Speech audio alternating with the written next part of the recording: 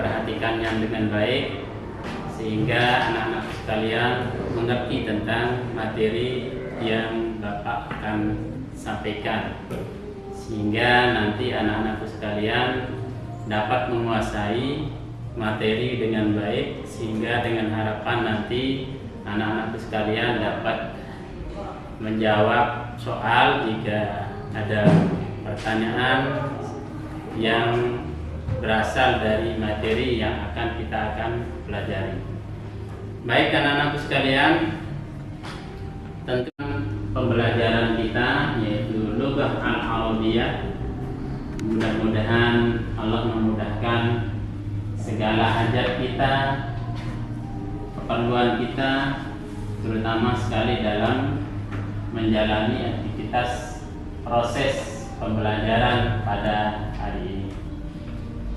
Baik anak-anak sekalian, sebelum kita mulai, mari kita berdoa lebih dahulu dengan kita sama-sama membaca surah Al-Fatihah sebagai doa. Semoga apa yang kita lakukan berguna untuk diri kita, dan semoga apa yang kita lakukan menjadi jalan kemudahan diberikan oleh Allah Subhanahu wa taala. Bisirril Fatihah. Auzubillah. Secara bahasa Lughah Al-Indonesia adalah rumahku. Rumahku. Namun sebelumnya anak-anak sekalian, untuk lebih barokahnya, mari kita membukanya kegiatan kita pada hari ini dengan sama-sama kita melafazkan kalimat basmalah. Bismillahirrahmanirrahim. Sebagaimana yang Bapak sudah katakan bahwa materi kita hari ini adalah tentang baiti. Adapun tujuan yang ingin dicapai dalam materi ini adalah supaya kita mengetahui, memahami tentang rumah, apa saja yang terdapat dalam rumah kita sendiri. Tentu dengan harapan semoga tentang materi yang kita akan pelajari saat ini kalian bisa mengerti untuk itu, sehingga ketika ada soal atau pertanyaan mengenai rumah maka kalian bisa menjawabnya. Baik anak-anak sekalian, tetap semangat untuk belajar. Kita akan belajar tentang materi yang sudah saya berikan materinya yang kalian pegang itu, dan tolong diperhatikan baik-baik, karena kalau kita paham tentang materi ini tentu secara umum kita paham tentang Lughah Al-Arabiyah, terutama sekali yang menyangkut dengan apa saja yang ada di rumah kita. Baik anak-anak sekalian, sambil kalian memperhatikan materi yang ada di lembar kerja yang kalian punya, saya akan menerangkan tentang materi tersebut. Materinya adalah tentang baiti. Baiti itu maksudnya rumahku. Maka dalam baitun, atau kalau menunjukkan aku, kepunyaan kita pribadi, maka menjadi baiti, rumahku. Tentu ada bagian-bagian dari rumah tersebut, ya, ada bagian-bagian tertentu di dalam rumah tersebut, yaitu antara lain adalah ada ghurfatun. Ghurfatun itu kamar. Kalau kita menyebutnya ghurfatun itu kamar, berarti satu kamar. Kalau banyak kamar menjadi ghurafun. Ini artinya kamar. Ini kamar. Karena di rumah itu bukan satu kamar, tetapi banyak kamar. Antara lain adalah ruang belajar. Ada ruang belajar. Ruang kita singkat ruang itu menjadi R ya. Ruang belajar. Apalagi anak-anakku? Ruang tamu. Ruang tamu.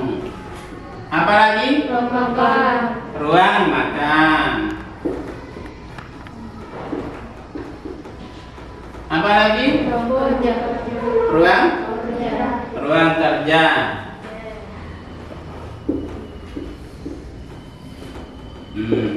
Terus Dapur. ada WC ya, ada jeding. Kamar mandi. Kamar mandi. Nah, kamar itu saya singkat menjadi kamar mandi. Nah, ruang-ruang inilah yang terdapat dalam rumah. Tidak bisa tidak memang. Kalau rumah itu idealnya ya ada ruang belajar, ada ruang tamu, ada ruang makan, ada ruang kerja, ada ruang mandi. Mau tidak mau di dalam kamar atau di rumah kita itu ada yang namanya kamar-kamar ini. Akan tetapi anak-anakku sekalian, mungkin kita tidak banyak yang kita akan pelajari saat ini tentang itu. Kita ambil bagian pokoknya saja. Misalnya, kalau di sini ada kamar mandi, kamar mandi. Ini sudah ideal ya. Ada ruang belajar, ruang tamu, ruang makan, terus kamar mandi. Sudah termasuk ideal rumah. Sudah memadai, sudah layak huni ya kan. Kalau rumah yang layak huni itu kan penghuninya jadi sehat karena lengkap. Belajar, tamu, makan, mandi.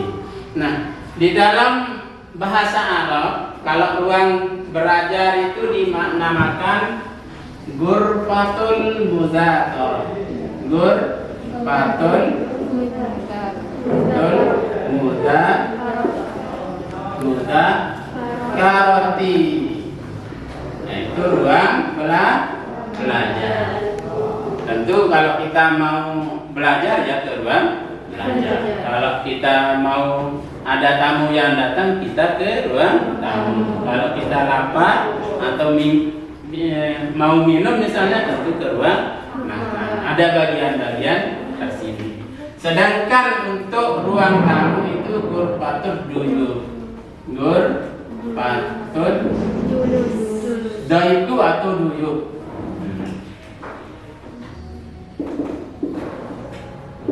Ruang tamu. Ada yang mempunyai ruang tamu khusus? Ada, pasti semua. Pasti kita semua mempunyai ruang tamu. Demikian juga dengan ruang-ruang yang lain. Yang menjadi inti pokok pembelajaran kita adalah anak-anak sekalian, tentang ruang-ruang ini ada di lembar kerja yang kalian pegang. Tinggal kalian baca dan di situ sudah ada terjemahnya, sudah ada artinya. Itu artinya anak-anakku bahwa di dalam idealnya kita belajar tentang lingkungan kita. Antara lain lingkungan kita salah satunya adalah rumah kita sendiri. Maka nanti anak-anakku sekalian, supaya kalian lebih cepat hafal buku adat itu, hendaknya kalian tulis di situ. Misalnya tulis di pintu. Kalau ruang tamu ditulis dengan Ghurfatul Duyuf. Ruang belajar Ghurfatul Mudzakkar. Demikian seperti itu. Ditulis di pintu kalian sehingga kalian cepat untuk mengingatnya. Caranya seperti itu. Sehingga kita hafal tentang ruang-ruang yang ada di dalam rumah kita.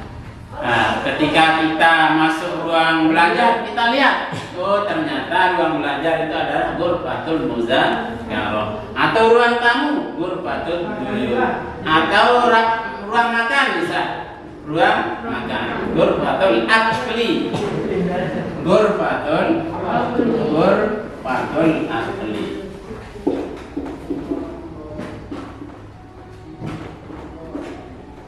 Nah, ruang makan. Ini ruang makan.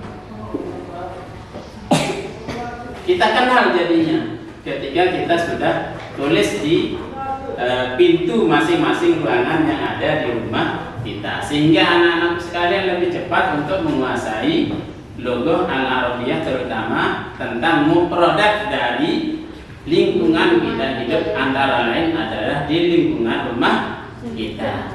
Nah, anak-anak sekalian, saya harap nanti di lembar kerja yang kalian pegang itu dibaca baik-baik, ya, dibaca baik-baik untuk kemudian mencoba untuk mengingatnya.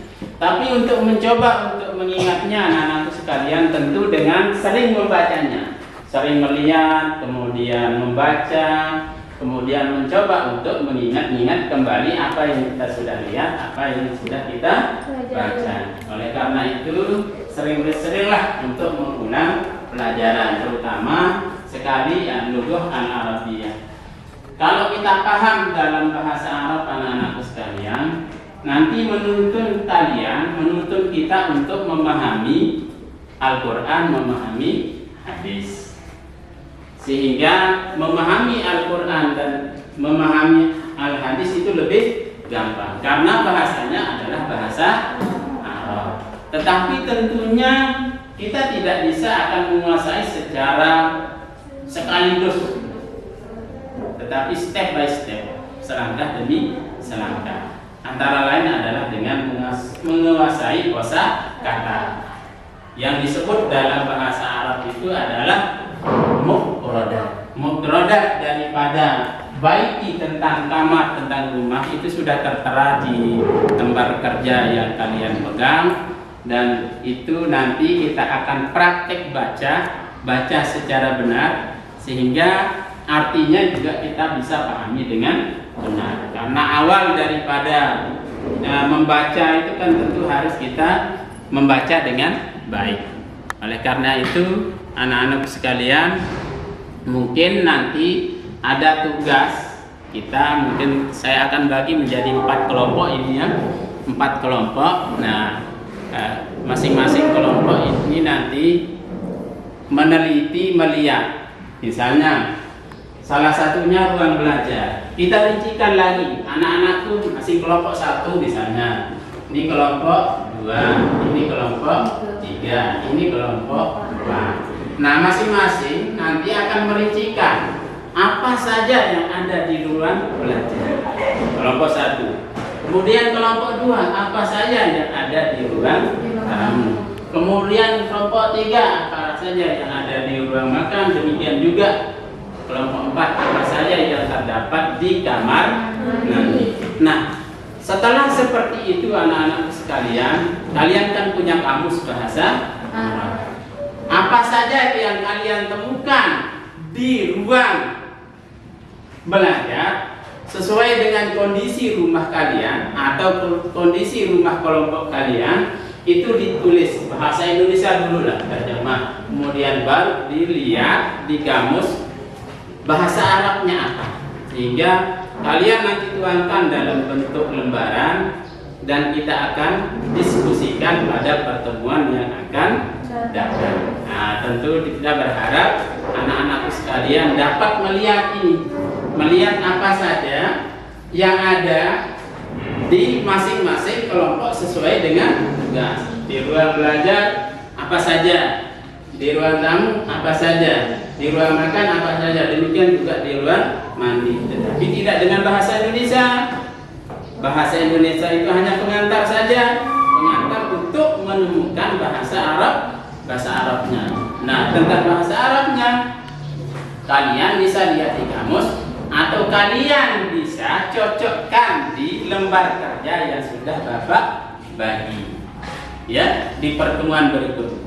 Saya harapkan seperti itu. Jadi jangan malas-malas untuk belajar. Di sekolah kita semangat belajar, demikian juga di rumah. Jadi untuk belajar itu Orang Islam itu sebetulnya harus pintar, terutama di bahasa kitabnya, yaitu bahasa Arab. Maka salah satu caranya seperti itu. Jadi ketika ada topik seperti itu kita lihat, kita padukan apa yang ada di LKS atau di lembar kerja. Kemudian ketika tidak ada, baru kita mencarinya di kamus. Nah, anak-anakku sekalian, saya kira cukup sampai di sini dulu pembelajaran kita hari ini. Saya harap nanti setelahnya kita akan bagi kelompok-kelompok ini, kemudian temukan apa saja yang ada di kelompok masing-masing itu, kemudian diganti atau cari bahasa Arabnya. Nanti kemudian pada pertemuan berikut kita coba diskusikan bersama. Ada pertanyaan setelah ini? Tidak ada. Sudah mengerti tapi? Ya, baik anak-anak sekalian. Untuk lebih barokahnya, mari kita berdoa dulu sebelum kita tutup. Semoga apa yang kita dapatkan hari ini oleh Allah Subhanahu wa taala diberikan keberkahan dengan membaca ummul kitab di sirril Fatihah. Sama menutupnya dengan kalimat alhamdulillah. Alhamdulillahirabbil alamin. Mohon nanti setelah kalian sampai di rumah lanjutkan belajarnya, salam kepada kedua orang tua. Dan sekian, wassalamualaikum warahmatullahi wabarakatuh. Waalaikumsalam. Waalaikumsalam. Ihtiram.